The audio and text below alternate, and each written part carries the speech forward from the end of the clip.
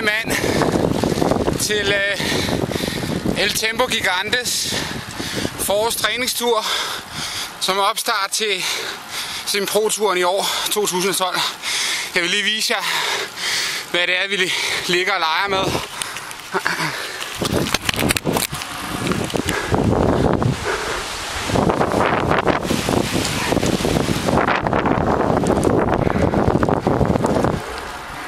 I øjeblikket ligger vi på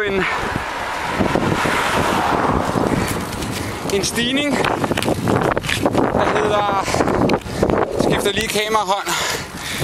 I øjeblikket ligger vi på en stigning, der hedder 4% over 16 km. Nu sidder I nok mange derhjemme og tænker, hvorfor kører I en stigning på 16 km? Jeg skal fortælle jer. Det er det, at vores kære formand skrev en mail ud i går om, at enkeltstarten, prologen, netop er 16 km.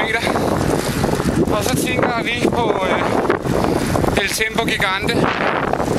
Jeg tør lige min næse for snot. At det skal vi da udnytte.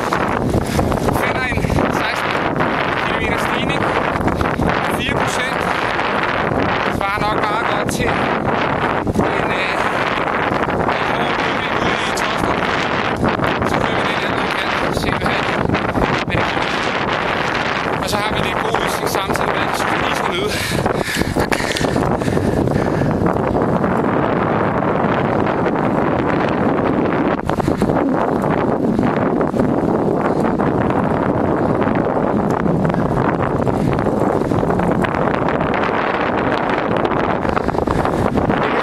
På toppen,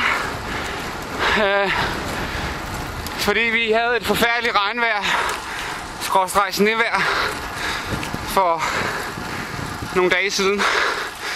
En lille hyggelig by kommer man også til her på Genoa-kanten i Italien. Jeg vil slutte for denne gang.